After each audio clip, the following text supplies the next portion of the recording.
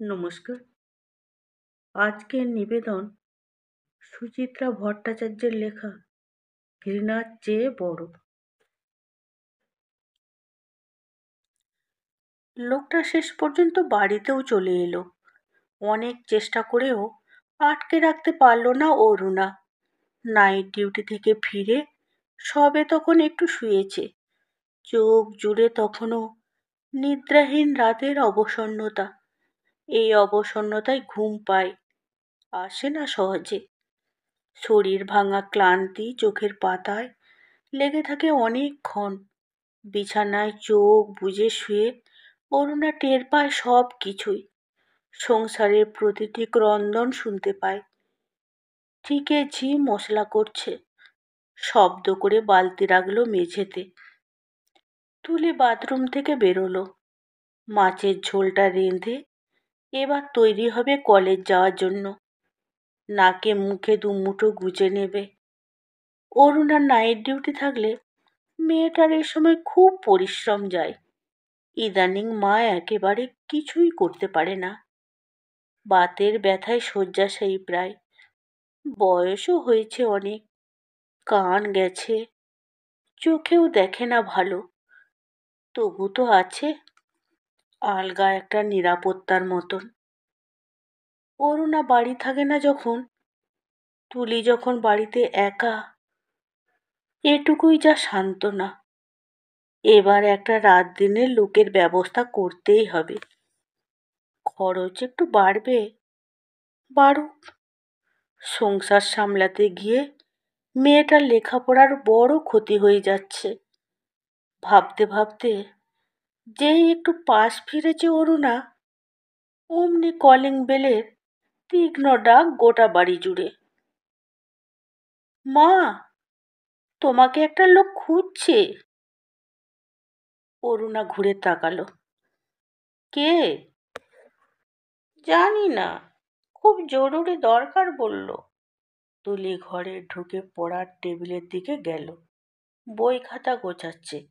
অদ্ভুত চেহারা, হাড় গেলে টাইপের।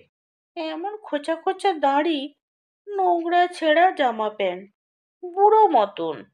বলতে বলতে বিছানার পাশে এলো। দেখলেই ভয় করে। আমি বাবা। অরুণা ধরপড় করে উঠে বসেছে মেয়ের কথা শেষ হওয়ার আগেই। তুই অমনি দরজা খুলে দিয়ে চলে এলি? আক্কেলটা কি তোর? কি করবে? চুরি? এত সোজা নয়। তুলি নিশ্চিন্ত মনে চিরুনি টানল চুলে। তাছাড়া আছে না ঘরে? অরুণা তাড়াতাড়ি নেমে পড়ল খাট থেকে। কত বড় চুরি হয়ে যেতে পারত তা যদি বুঝতো তুলি। দরজার সামনে গিয়ে থমকে দাঁড়ালো। মেয়েকে বলবে এখন ঘর থেকে না বেরোতে। থাক, কি দরকার, অন্য কেউ তো হতে পারে। ভেতরের জামা পরা নেই, শরীর আলুথালু একেবারে। পলকে গুছিয়ে নিল নিজেকে। বড় করে শ্বাস টানল। মন বলছে সেই। তড়িত পায়ে পার হলো বাইরের ঘর আর শোবার ঘরের মাঝের জায়গাটুকু। দরজায় পৌঁছে গোলা থেকে আপনা আপনি ছিটকে এলো শব্দগুলো। তোমাকে আমি এখানে আসতে বারণ করেছিলাম না? লোকটা ঘরে ঢোকেনি, বারান্দাতেও না। বারান্দার ওপারে গ্রিলের দরজা ধরে দাঁড়িয়ে আছে, ঘাড় ঝুলিয়ে। ঝুঁকে দাঁড়ানোর জন্যই বোধহয় লম্বা কুজোটে দেহ আরো বেশি নুব্জ। কোটরাগত চোখ, তামাটে কপালে সময়ের অসংখ্য গলিঘুজি। উচ্ছৃঙ্খলতার ছাপ ফেলেছে শরীরের সর্বত্র। 54তেই 74-এ বুড়ো যেন। মাথা ভরা আধ পাকা চুল, রুক্ষ বিধ্বস্ত। অরুণা চৌকিতে একবার দেখে নিল চৌকিতে শোয়া মাকে। ছোট্ট শরীর গুটিয়ে মুটিয়ে নিশ্চল পড়ে রয়েছে, জানালার দিকে মুখ। এখনো টের পায়নি কিছুই। পিছন ফিরেও দেখে নিল একবার। তুলি শোবার ঘরে। কেউ কিছু বোঝার আগে লোকটাকে তাড়াতে হবে। নিজেকে সামলে নেবার চেষ্টা করলো প্রাণপণে। সামলানো কি যায়? রাগে মাথা দপদপ করছে। দ্রুত বারান্দায় এসে দাঁতে দাঁত ঘষল। এখানে কি জন্য এসেছো? লোকটা মাথা তুলল। এক হাতে আঁকড়ে ধরেছে গ্রিলের দরজা। বুড়ো ভেড়ার মতো ঘোলাটে চোখ পিট পিট করে উঠল কয়েকবার। তোমার হাসপাতালে কাল গিয়েছিলাম, পরশুও। শুনলাম নাইট ডিউটি চলছে। তাই তাই এখানে চলে আসতে হবে? তোমার সাহস তো কম নয়। আসতাম না, বিশ্বাস করো। নেহাত নিরুপায় হয়ে। কি দরকার? অরুণার গলা কঠিন আরো, উত্তেজনায় হাঁপাচ্ছে অল্প অল্প। কি চাই? টাকা? লোকটা ঢোক গিলল। খুব দরকার, সত্যি বলছি। গোটা কুড়ি অন্তত যদি দাও। টাকা দিলেই লোকটা এক্ষুনি গিয়ে বোতল খুলে বসবে। অরুণা জানে এরকমই দশা হয়েছে এখন। মেজাজ গেছে, দাপট গেছে। যৌবনের সব অহংকার তুবড়ে গেছে সময়ের কামড় খেয়ে। আজকাল এরকমই উপবাসী বিড়ালের মতো ছোক ছোক করে বেড়ায় দিন রাত। আকণ্ঠ গিলে পড়ে থাকে অস্থানে কুস্থানে। স্বভাব যাবে কোথায়? অরুণার কাছে গিয়ে হাত পাতে নির্লজ্জের মতো। দুদিন ধরে কিছু খাইনি, সত্যি, এবারটা দাও। দেয় অরুণা, সব জেনেও। না দিয়ে উপায় নেই। পুরনো লজ্জা ঢাকার, সম্মান বাঁচানোর, পাঁচজনের হাত থেকে, এক সময় ঝুরঝুরে ধ্বংসস্তূপ থেকে কি কষ্টে না মাথা তুলতে হয়েছে একটু একটু করে। মেয়েটা তখন কতটুকুই বা, 3.5 কি 4 সবে। এক রৌদ্রে শিশুটা ছাড়া মাথার উপর ছেঁড়া ছাতার মতন, পাশে শুধু একজনই মা। দুজনেই সম্বলহীন, সমান নিঃসহায়। সেখানে থেকে লড়াই করে এই অবধি পৌঁছানো। তিলে তিলে ট্রেনের নাচ থেকে সিনিয়র সিস্টার, যৌবন থেকে যৌবন প্রান্ত। পুরনো বন্ধুরা বলে, লোকটাকে অ্যালাউ করছিস কেন তুই? ঘাড় ধরে বার করে দিতে পারিস না? কিসের ভয় তোর? ভয় সর্বত্রই। নতুন করে সব কিছু হারানোর ভয়। যদি আবার বাড়িতে নতুন করে হাজির হয়, মেয়ে বড় হয়েছে, তার থেকে টাকা পেলেই যদি বিদায় হয়ে যায়। ভুল ধারণা। দুর্ভাগ্য যদি তাড়া করে, যে কোনোভাবেই আটকানো যায় না তাকে। অরুণার ইচ্ছে হলো মুখের উপর দরজাটা বন্ধ করে দেয় লোকটার। তারপর যদি, ভাবতে গিয়ে দম বন্ধ হয়ে আসছে। যথাসম্ভব গলা নিচু রাখার চেষ্টা করলো। তবু রাগ হিস হিসিয়ে উঠছে স্বরে। রাগ না ঘৃণা, নাকি? এবারকার মতো দিচ্ছি, মনে রেখো, বাড়িতে আর কোনোদিনও আসার চেষ্টা করবে না। অনেকবার বলা একই কথা। লোকটাও মাথা নাড়ল। ঘর থেকে প্রায় এক ছুটে গিয়ে টাকা নিয়ে এলো অরুণা। যাও, আর এক মুহূর্ত দাঁড়াবে না এখানে। ফিরে যাচ্ছে লোকটা। রোদ মাড়িয়ে আঁকা বাঁকা পথে ইট ঢাকা কাঁচা নর্দমাটা পার হলো। রাস্তায় উঠেছে। মোড় পেরিয়ে অদৃশ্য হয়ে যাওয়ার পর অরুণা স্বস্তির নিঃশ্বাস ফেললই। টানতে পারল না নতুন করে। দরজা টেনে পিছন ফিরতেই সামনে তুলি অবাক বিস্ময়ে নিষ্পলক তাকিয়ে আছে। কে মা? অরুণা বলার চেষ্টা করল, কেউ না। শব্দ এলো না গলায়।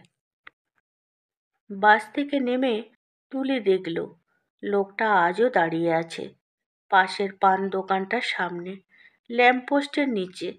রোজ এইভাবে এসে দাঁড়িয়ে থাকে যতক্ষণ না তুলি ফেরে কলেজ থেকে। একভাবে কথা না বললে নিজে থেকে ডাকবেও না, ফ্যাল ফ্যাল তাকিয়ে থাকবে শুধু। থাকবে, আজ আর এগিয়ে গিয়ে কথা বলবে না তুলি। মন স্থির করে কয়েক পা এগোলো রাস্তা ধরে। গিয়ে ও ফিরে এসেছে, পায়ে পায়ে লোকটার সামনে গিয়ে দাঁড়ালো।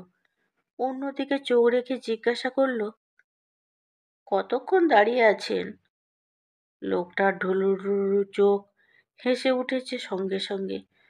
চাহনিতে বোঝা যায় বেশ দুপাত্র চড়িয়েছে দুপুরে, কড়া স্পিরিটের গন্ধ বেরোচ্ছে।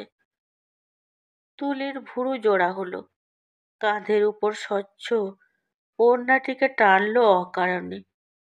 শুনুন, এভাবে এসে রোজ রোজ দাঁড়িয়ে থাকবেন না, বাজে দেখায়।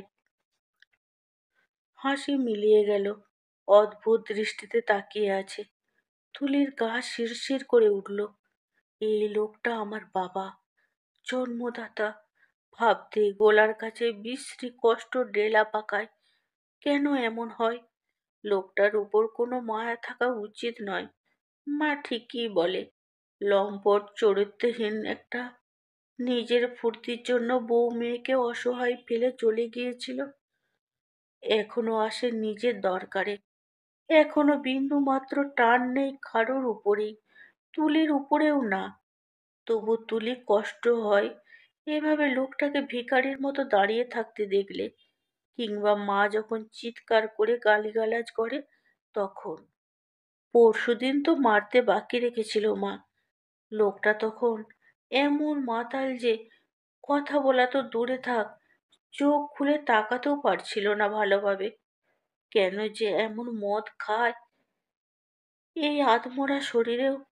এক এক সময় তুলির মনে হয় লোকটার হয়তো অনেক দুঃখ জমে আছে বুকে। পুরানো ভুলগুলোর প্রায়শ্চিত্ত করতে চায়। চাই কি? তুলি আবার প্রশ্ন করল, উল্টো দিকের বিজ্ঞাপনের হোর্ডিংটার দিকে চোখ রেখেই। খাওয়া হয়েছে? দিকে মাথা দুদিকে নাড়ল বার কয়েক, মুখ অল্প হাঁ। তুলি একটু ভেবে নিল। ওপারে মিষ্টির দোকানটা খোলা আছে। একটু এগোলে সারদা কেবিনও। লোকজন ড্যাব ড্যাব করে তাকিয়ে দেখবে। তার থেকে বরং।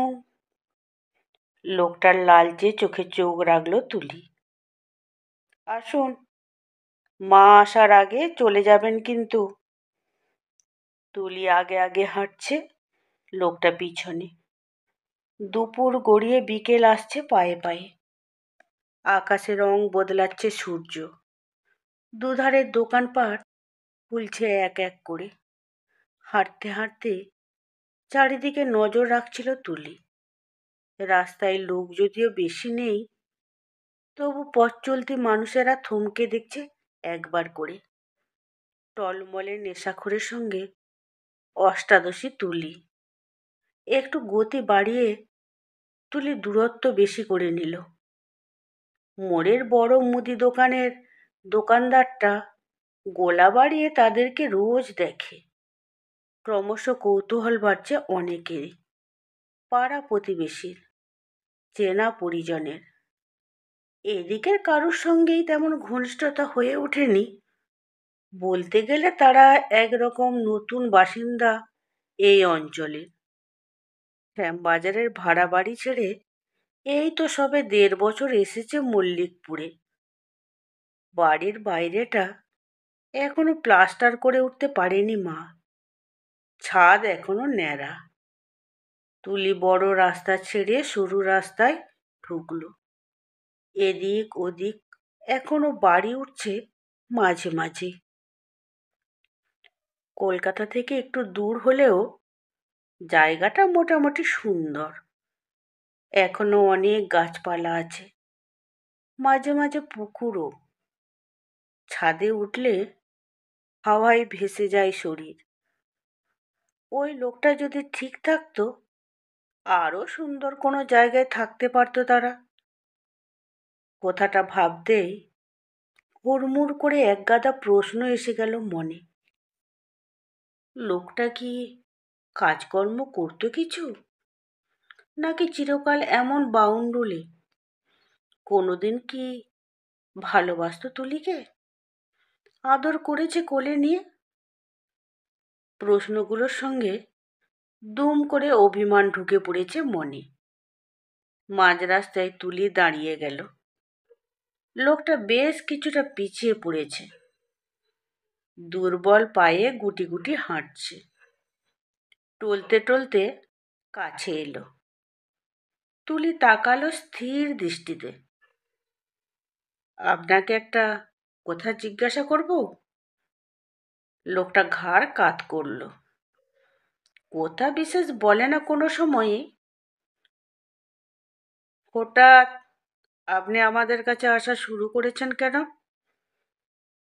প্রশ্নটা কি মার মতো হয়ে গেল? লোকটার মাথা ঝুলে গেছে নিমেষে। চুপ করে দাঁড়িয়ে আছে। না, এ লোক সমস্ত বোধ বুদ্ধির বাইরে। রাগ নয়, অভিমানও নয়, এর ওপর শুধু দয়া করা উচিত। তুলি বাড়ির দিকে চলতে শুরু করলো আবার। আসুন। সিঁড়িতে পা রেখেই অরুণা টের পেল আজও তুলি নিয়ে এসেছে লোকটাকে। ছোট ছোট দুধাপ সিঁড়ির মাথায় গ্রিল ঘেরা বারান্দা। বারান্দার মাঝ বরাবর বাইরের ঘরের দরজা। দরজার দুদিকে ছিদ্রে পড়ে তার দুপাটি চপ্পল, গোড়ালি খাওয়া ধুলো কাদা মাখা। মুহূর্তে মাথায় আগুন জ্বলে উঠল অরুণার। কলিং বেল না টিপে গ্রিলের দরজাটাকে ঝাঁকালো সজোরে। সঙ্গে সঙ্গে অবশ্য পর্দার ওপাশ থেকে বেরিয়ে এসেছে তুলি। ভরাট যৌবন উড়নিবিহীন সালোয়ারের কামিজে যথারীতি উদ্ধত, চোখে মুখে নির্বিকার ভঙ্গি। অরুণার চোখ দপদপ করে উঠল। আজ আবার নিয়ে এসেছিস? আমি আনিনি, নিজে এসেছে। তুলির নির্লিপ্ত জবাবে স্পষ্ট অবজ্ঞার ভাব। পরিষ্কার বোঝা যায় মিথ্যা কথা বলছে। অরুণার চোয়াল শক্ত হলো। এভাবে চলতে পারে না। আজ একটা বিহিত হওয়া দরকার। দরজায়, গ্রিলে, চটিতে অধৈর্য কিছু শব্দ বাজিয়ে দুমদাম ঘরে ঢুকে এলো। লোকটার দিকে জ্বলন্ত চোখে তাকালো। আবার এসেছো তুমি, নির্লজ্জ বেহায়া কোথাকার। লোকটা চুপ। বেতের সোফায় এক কোণে জড়সড় হয়ে বসে রয়েছে। বুড়ো শকুনের মতো মুখখানা চোয়ারে দেখাচ্ছে আরও। গলার দুখানা শির ফুলে রয়েছে উৎকটভাবে। আধময়লা শার্টের কলার আধ ফাটা, ইস্ত্রিবিহীন। পরনের প্যান্টখানা সেরকমই জীর্ণ। অরুণার তীক্ষ্ণ চোখ মানুষটাকে ছেড়ে পাক খেলো গোটা ঘরে। লোকটার পাশে রাখা তেপায়া টেবিলে খালি প্লেট পড়ে রয়েছে একখানা, জলের গ্লাসও। নজর সেদিকে যেতেই লোকটা সংকুচিতভাবে বলে উঠেছে, খিদে পেয়েছিল তুলি, তাই। খিদে মিটেছে তো? বেরো এবার। তোমার সঙ্গে কথা ছিল একটা। আমার শোনার সময় নেই। অরুণা ভিতরের দরজার দিকে এগোলো। দেখা না গেলেও আবছা বোঝা যায় পর্দার ওপারে তুলি দাঁড়িয়ে আছে। মাথা ঝিমঝিম করে উঠল আচমকা। বুকের বাঁদিকে একটা যন্ত্রণা হচ্ছে। তুলি বড় বেশি স্পর্শকাতর হয়ে উঠেছে লোকটার সম্পর্কে। রক্তের টান যাবে কোথায়? রক্তের টান, না নিজের ভাঙা কপাল? যে মেয়েকে এত কষ্ট করে বড় করে তোলা, সেও পর হয়ে গেল ওই লোকটার মতোই। অরুণার চোখে জল এসে যাচ্ছিল। ঠোঁট কামড়ে নিজেকে সামলানোর চেষ্টা করলো জোর করে। সেই ফাঁকে বেহায়া লোকটা বলে উঠল, কয়েকটা টাকার দরকার ছিল। করুণা চকিতে ফিরে গেছে লোকটার সামনে। ভেতরকার সমস্ত রাগ, ক্ষোভ, হিংসা, যন্ত্রণা ফেটে পড়েছে একসঙ্গে। এক পয়সাও তোমাকে আমি আর দেব না, বুঝেছ? একটা বাক্যের পর গলা চড়েছে আরো। কি ভেবেছ আমাকে তুমি? অ্যাঁ, আমার মুখের রক্ত তোলা পয়সায় তুমি ফুর্তি মেরে যাবে এভাবে? আবার নতুন করে সংসার ভাঙতে এসেছো আমার? শয়তান! বলতে বলতে গলা কেঁপে যাচ্ছে। বিচিত্র সব স্বর ছিটকে আসছে গলা থেকে। মেয়ের কাছ থেকে টাকা নিয়ে তুমি মদ খাও? লজ্জা করে না তোমার? বুড়ো হয়ে চিতায় উঠতে চলেছ? ছি ছি! রাস্তায় বেহেড হয়ে পড়ে থাকো রোজ। তোমার লজ্জা না থাকতে পারে, আমার আছে। তোমার জন্য কোথাও মুখ দেখাতে দায় হয়ে উঠেছে, পাড়ায়, হাসপাতালে।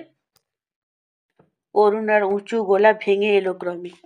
লোকটা তখনও নিরুত্তর, ধরা পড়া আসামির মতো যথারীতি ঘাড় ঝুলিয়ে ফেলেছে। অরুণা আরো সামনে এগিয়ে গেছে লোকটার। শেষ জীবনটাও শান্তিতে বাঁচতে দেবে না আমাকে? একটু শান্তি দাও, দয়া করো। দাও দাও বললেই কি শান্তি পাওয়া যায়? কোনোদিনও পেয়েছে কেউ? অরুণার কথা শেষ হওয়ার আগেই ঘরে ঢুকে পড়েছে তুলি।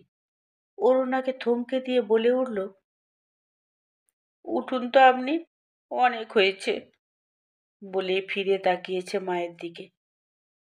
শুধু বাবার জন্য নয়, তোমার জন্য চারিদিকে মুখ দেখানো দায় হয়ে উঠেছে, বুঝেছ? এখন বুঝতে পারছি কেন তোমাকে ছেড়ে গেছে বাবা। কি কি বললি?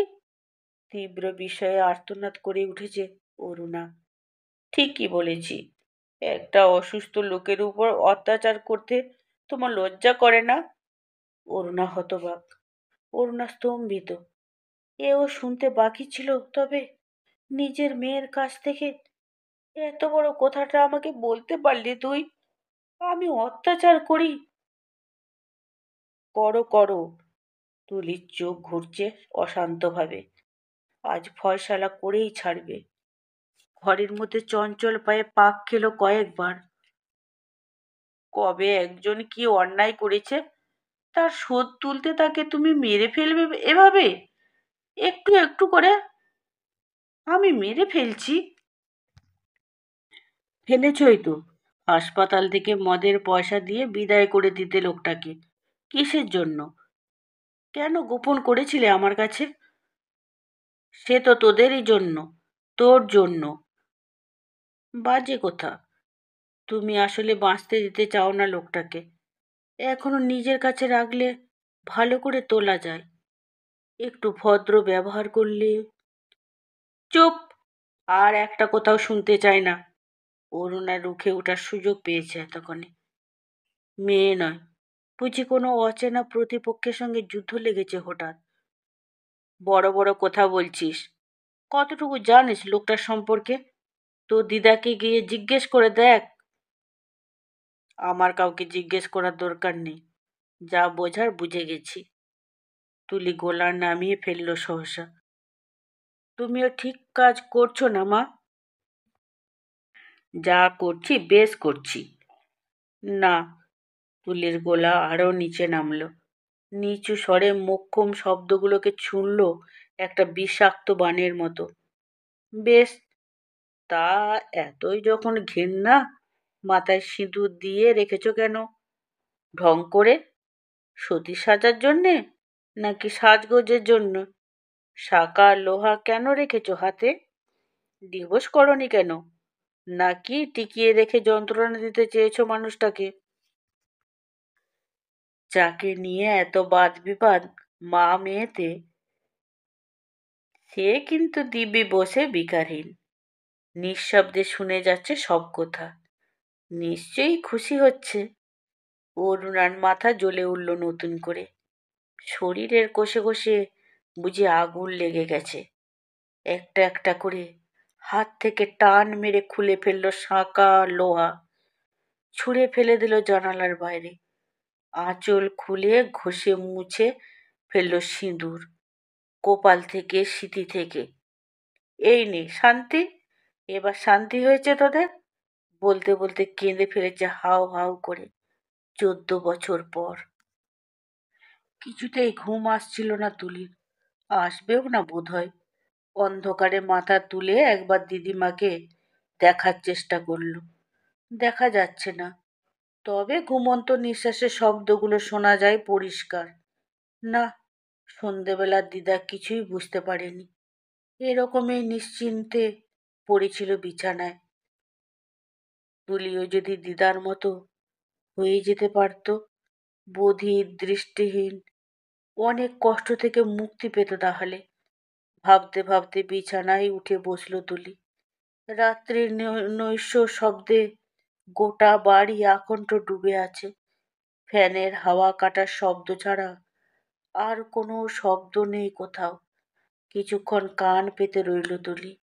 ও ঘরের একটু শব্দ যদি শুনতে পায়। মা কি কাঁদছে এখনো? জীবনে কোনো দিনও মাকে এভাবে কাঁদতে দেখেনি তুলি। না জানি কত আঘাত পেয়েছে মনে। তুলির বুকটা হু হু করে উঠল। ভীষণ অপরাধী লাগছে নিজেকে। ওই লোকটা, হ্যাঁ ওই লোকটাই তো আমাদের সংসারে অশান্তি লাগিয়ে দিয়েছে। কিছুতেই ঘুম আসছিল না তুলির, আসবেও না বোধহয়। অন্ধকারে মাথা তুলে একবার দিদিমাকে দেখার চেষ্টা করলো, দেখা যাচ্ছে না।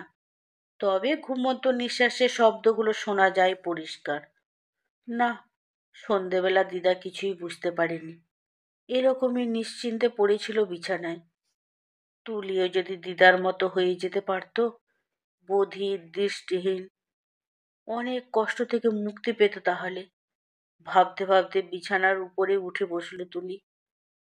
রাতের নৈশ শব্দে গোটা বাড়ি আকণ্ঠে ডুবে আছে। ফ্যানের হাওয়া কাটার শব্দ ছাড়া আর কোনো শব্দ নেই কোথাও। কিছুক্ষণ কান পেতে রইল তুলি। ও ঘরের একটু শব্দও যদি শোনা যেত। মা কি কাঁদছে এখনো? জীবনে কোনোদিনও মাকে ওভাবে কাঁদতে দেখেনি তুলি। না জানি কত কষ্ট পেয়েছে, কত আঘাত পেয়েছে মনে। তুলির বুকটা হু হু করে উঠল। ভীষণ অপরাধী লাগছে নিজেকে। ওই লোকটা, হ্যাঁ ওই লোকটাই তো সংসারের শান্তি নষ্ট করে দিয়েছে। কোথা থেকে উড়ে এসে জুড়ে বসেছে। কেন যে লোকটার হয়ে ওভাবে বলে ফেললো তুলি রাগের মাথায়। মা কাঁদতে কাঁদতে বলেছিল, ওই এখন বড় হয়ে গেল তোর কাছে, আমার থেকেও। কখনো না, ওই লোকটা কেউ নয় তুলির, শুধু রাস্তার মাতাল একটা নেশাখোর বুড়ো ভিখারি। ওরকম লোককে করুণা করা যায় মাত্র। তুলি তো তাই করতে চেয়েছিল। মাঝখান থেকে সব কেমন গন্ডগোল হয়ে গেল। মশারি তুলে বিছানার বাইরে বেরিয়ে এলো তুলি। লোকটা চলে যাওয়ার পর থেকে ও ঘরের চৌকিতে শুয়ে আছে মা, জল পর্যন্ত দেয়নি মুখে। অন্ধকারে পা টিপে টিপে পৌঁছে গেল বাইরের ঘরে। পর্দা সরাতেই তুলির হৃৎপিণ্ড নিথর। মা নেই বিছানায়। জানালা দিয়ে ল্যাম্পপোস্টের আলো এসে একাই গড়িয়ে আছে ফাঁকা বিছানায়। বাইরে যাওয়ার দরজাটা হাট করে খোলা। নিঃশ্বাস বন্ধ করে তুলি দৌড়ে গেল বারান্দায়। গ্রিলের দরজায় তালা খোলা। মা চলে গেছে। উদ্ভ্রান্তের মতো সিঁড়ি দিয়ে তুলি নেমে গেল খানিকটা। ফিরে এসে বসে পড়ল সিঁড়িতে। আকাশ, পৃথিবী, আলো, অন্ধকার সব চরকির মতো দুলতে শুরু করেছে চোখের সামনে। নিমেষে সব শূন্য হয়ে গেল। তুলি কাঁপতে লাগলো থর থর করে। ঠিক তখনই আচমকা কানে এসে ধাক্কা মেরেছে শব্দটা। হালকা কিন্তু স্পষ্ট। কে যেন চলাফেরা করছে গলিতে। বেড়াল, ইঁদুর, নাকি? তুলি কান খাড়া করে রইল। আবার শব্দ হলো, আবারও। ভয়ে ভয়ে উঠে দাঁড়ালো একসময়। নোংরা সরু কাঁচা গলিতে রাত্রির অন্ধকারে বসে নর্দমা ঘাটছে মা। দু হাতে, আধো আলো আধো অন্ধকারে মাকে কেমন অলৌকিক মনে হচ্ছে। ঘেটে ঘেটে কাদা মাখা শাকার টুকরো তুলল একটা লম্বা নর্দমা হাতড়ে ধীরে ধীরে সব কটা ভাঙা টুকরো তুলে বাঁ হাতের মুঠোয় চেপে রেখেছে প্রাণপণে।